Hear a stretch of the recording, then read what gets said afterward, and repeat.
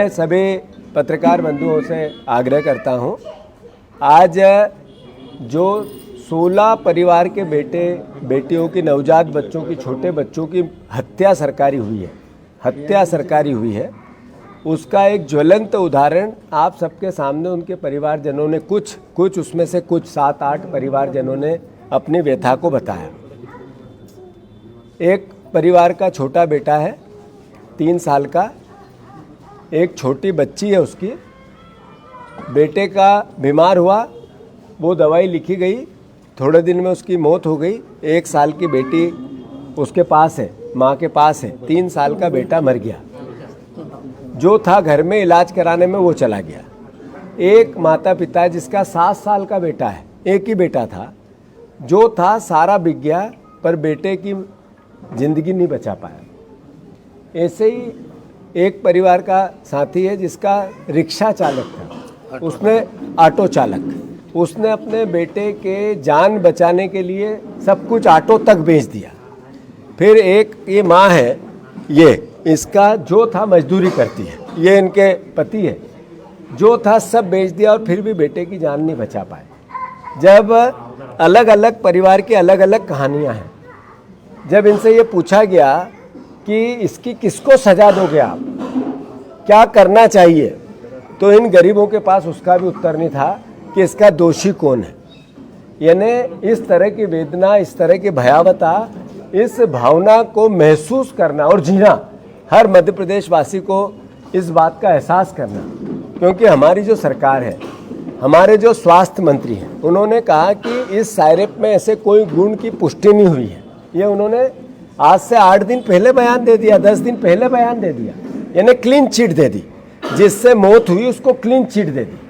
फिर जिस तरह के घटनाक्रम घटे, मैं धन्यवाद और साधुवाद देता हूँ मीडिया को, चौथे जगत को, लोकतंत्र के चौथे स्तंभ को, जिन्होंने स्मूथली से इस भयावहता को पकड़ा और देश के सामने आप लोग लेके गए।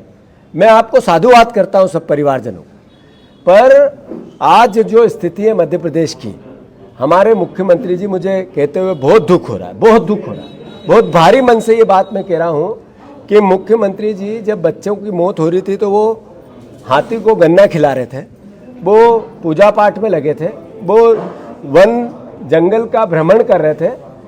अब जब बच्चों की कालिक, इस मौत की कालिक उनके चेहरे पे है, तो वो पूछने आ रहे हैं, मुख्यमंत्री जी आप इस प्रदेश के मुख्यमंत्री हैं, अगर आप में थोड़ी सी भी संवेदनाएं हो, थोड़ी सी, तो कृपया करके इसी वक्त स्वास्थ्य मंत्री को बर्खास्त करो, पीएस स्वास्थ्य को बर्खास्त करो, आप बर्खास्त करो ड्रग कंट्रोलर को, आप एमडी को, जो ये दवाइयों के जिसका देख रेख की जिसके सामने जिम्मेवारी है, ड्रग्स विभाग के एमडी को बर्खास्त करो। आप बर्खास्त करो उन लोगों को जिन लोगों के की मूल जिम्मेदारी थी। आप एक डॉक्टर को बर्खास्त कि अगर किसी भी रूप में थाने में भेज के, जेल में भेज के उसको मुकदमा करके अपना पाप, आपका पाप छूट नहीं सकता इससे।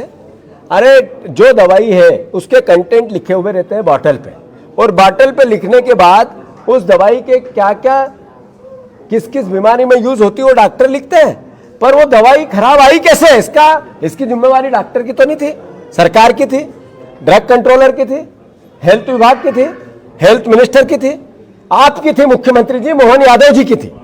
तो आपकी गलती का पाप छोटी मोटी कार्रवाई के बाद धोना चाहते हो।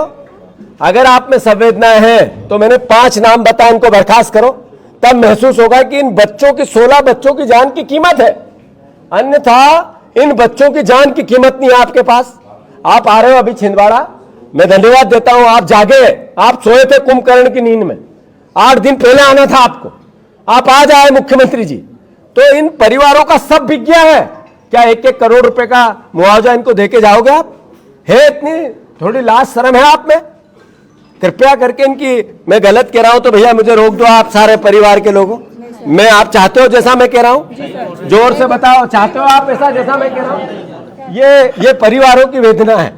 मैं कृपया करके मुख्यमंत्री जी, ये आक्रोश है मेरी भावना में, ये आक्रोश इसलिए है कि इस बहन की जब वेदना देखी तो आंसू नहीं रुकते। इस बिटिया की जब वेदना देखी जिसका 3 साल का, तो ये गुस्सा जायज है। मध्य प्रदेश वासियों, देखो इनकी, जिनको आपने एक तरफा वोट दिए, इनका हर तरह का, इनके मस्तिष्क पे इतना मोटी चमड़ी हो गई है कि इनको किसी की संवेदनाएं वेदनाएं दिखती ही नहीं है।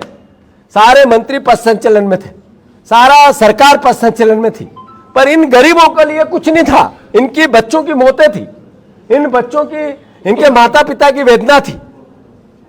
आज भी 6 बच्चे एडमिट हैं, आज 6 बच्चे नागपुर में भर्ती है।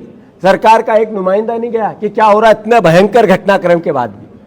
तो मैं फिर से बहुत संयम से, बहुत विनम्रता से सरकार से आग्रह करता हूं कि ऐसी कार्रवाई करो जिससे महसूस हो कि गलती बड़ी है। ऐसी कार्रवाई करो जिससे आगे ऐसी घटना नहीं घटे। सरकार भी अपना दायित्व निभाए, इनको 1-1 करोड़ रुपए की सहायता दे सरकार। मुख्यमंत्री जी आप आ रहे हैं, मेरी हाथ जोड़ के प्रार्थना है आपसे, ये राजनीतिक मुद्दा है ही नहीं, ये हमारे मध्य प्रदेश के भविष्य को बचाने का मुद्दा है।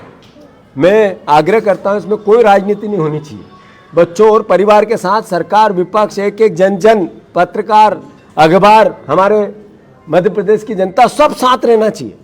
हमारी ये घटनाएं घटती है जो सामने आई, ऐसी कई घटनाएं जो सामने नहीं आई। एक भाई है, ये बिटिया का रिकॉर्ड में नहीं है बेटा, एक भाई का रिकॉर्ड में नहीं है इनका बेटा, ये खुद पेशेंट है।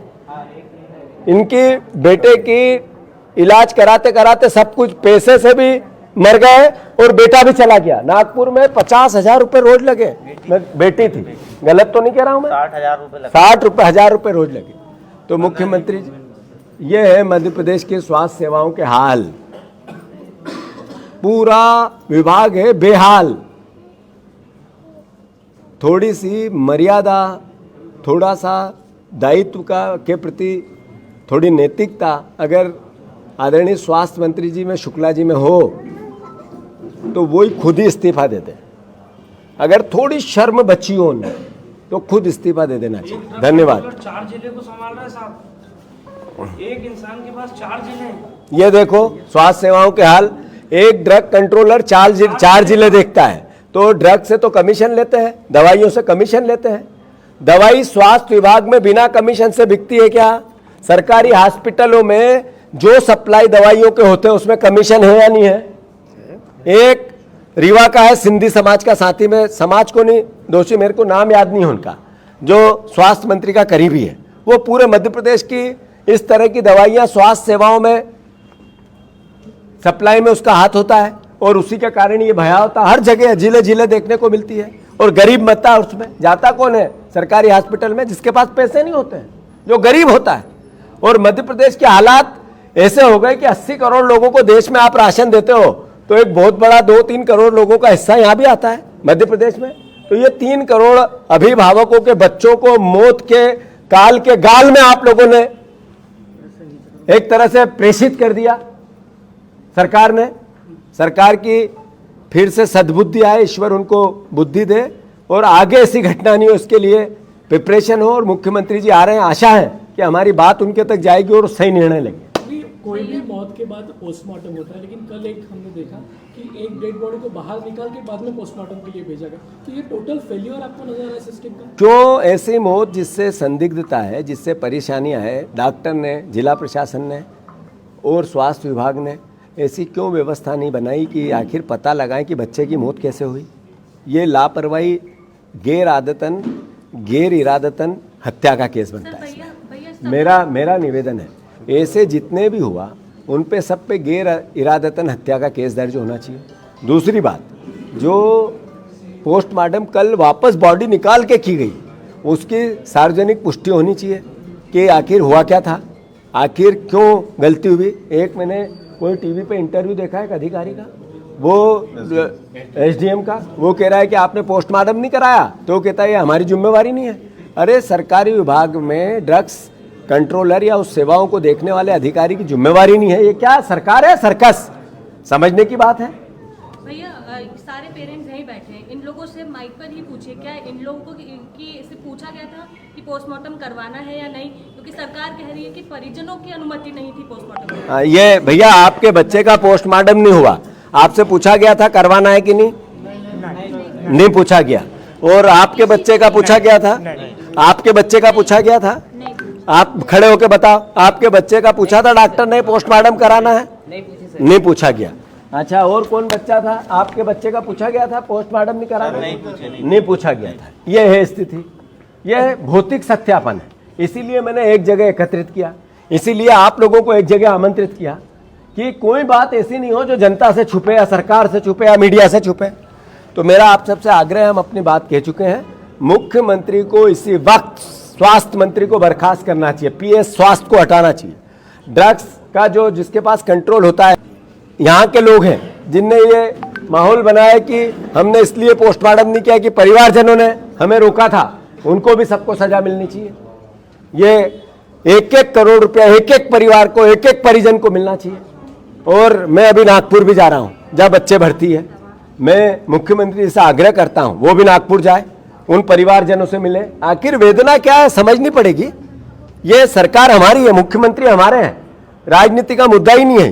ये हमारे मध्य प्रदेश के मूल जो चरमरा गई व्यवस्था उसको सुधारने का मुद्दा है। सत्ता आएगी जाएगी, पद आएंगे जाएंगे, कोई बनेगा कोई नहीं बनेगा, कोई जीतेगा कोई हारेगा, ये क्या लोगों की जान पे नहीं हो सकती ये बात। तो मैं फिर से आग्रह करता हूं सीएम साहब से कि आप आ रहे हैं साधुवाद, पर ठोस निर्णय लेके जाना और ठोस कदम भी लेना। लगना चाहिए कि मुख्यमंत्री की रीढ़ की हड्डी है। भैया कई ऐसे बच्चे जिनका नाम नहीं है, तो भैया पिछले 7 हाँ, मैंने साल बताया ये उनका क्या? कई रिकॉर्ड में आए हैं। ऐसे कई बच्चे, सैकड़ों की भी तादाद हो सकती है 3-4 साल का अगर रिकॉर्ड निकालेंगे, क्योंकि ये दवाई आज से तो चल नहीं रही थी, ये तो कई सालों से चल रही थी। तो कई बच्चे ऐसे जो रिकॉर्ड में नहीं आए, उनकी हत्या हुई होगी, ये शंका है, इसकी जांच होनी चाहिए। जयपुर में जो बच्चे एडमिट हैं, उनके परिजनों का बयान आया है सामने, उनसे बातचीत हुई है, तो उनका कहना है कि हमें पैसे से ज्यादा कीमती हमारे बच्चे का 100% व्यवस्थित इलाज हो जाए। कौन लोगों का कहना इलाज नहीं हो पा रहा, कहीं और शिफ्ट करें। कौन माता पिता ऐसा है जो पैसे के कारण अपने बच्चे की मौत देखेगा, अपने आप को बेच देगा, फिर भी बच्चे की जान बचाएगा? कोई इंसान एक यूनिट, सरकार हमारी अभिभावक है। मोहन यादव जी को देखना चाहिए कि वही मैंने बात कही है कि नागपुर में जो भर्ती है लोग, उनके स्वास्थ्य, अब वो बच्चे उनके साथ कुछ हताहत नहीं हो, ये सरकार ध्यान दे। मैं खुद भी जा रहा हूँ। एक हमारे विधायक जी ने पत्र भी लिखा कि एयर एम्बुलेंस से सबसे बेस्ट जगह सरकार उनको भेजे, ये पत्र लिखा है। एक पत्र पहली मौत हुई थी जब भी हमारे विधायक ने लेटर लिखा था।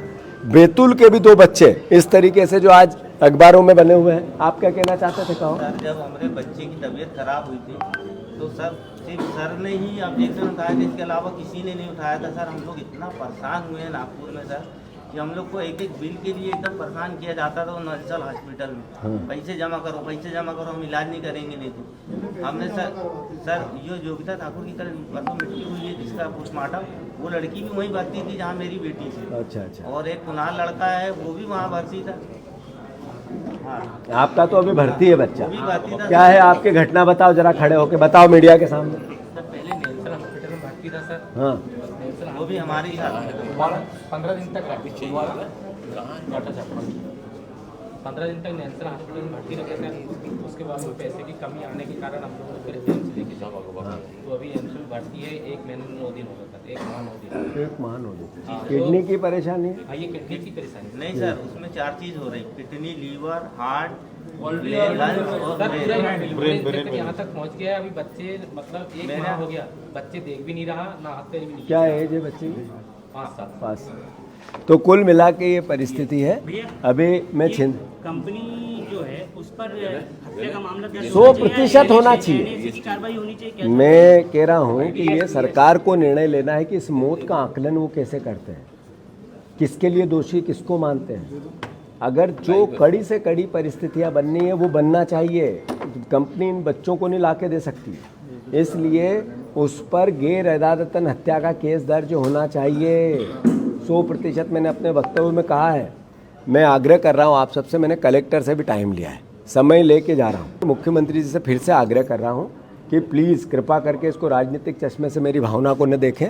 हम आपका सहयोग करना चाहते हैं, सरकार का सहयोग करना चाहते हैं, बच्चों का आगे ऐसी परिस्थिति नहीं बने इसके लिए वातावरण बनाना चाहते हैं। आप कृपया करके मुख्यमंत्री के दायित्व का निर्वाह करो और स्वास्थ्य मंत्री को सबसे पहले बर्खास्त करो। धन्यवाद। भैया जिन्होंने ऑटो भेजी थी इनका इलाज जो है वो उन्हीं के साथ रहने वाले, उन्हीं के साथ रहते थे वो डॉक्टर अमन सिद्दीकी जिन्होंने आपके बेटे को लिखा था, उनका कहीं कोई पता नहीं है। उनको पर्चा जो दिया था वो अमन सिद्दीकी डॉक्टर ने दिया था। उनका नहीं, इसमें मेरी लाइन दूसरी है। हम लोग दवाई पे लिखा हुआ होता है कि कौन कौन सा कंटेंट इस दवाई में है, डॉक्टर उसके आधार पे लिखता है। अगर दवाई के अंदर तो आप भी नहीं घुस सकते, मैं भी नहीं घुस सकता, डॉक्टर भी नहीं घुस सकता है। ड्रग कंट्रोलर क्या कर रहा था और दवाई की सही तरीके से जांच क्यों नहीं हुई, नीति क्या कहती है? मैं मानता हूँ ऐसे में अगर पोस्टमार्टम में ये बात आती है कि दवाई के कारण हुआ है तो ये तो पूरे मध्य प्रदेश के डॉक्टरों ने लिखा है, एक ने तो लिखा नहीं। तो इस तरह की भयावता सरकार का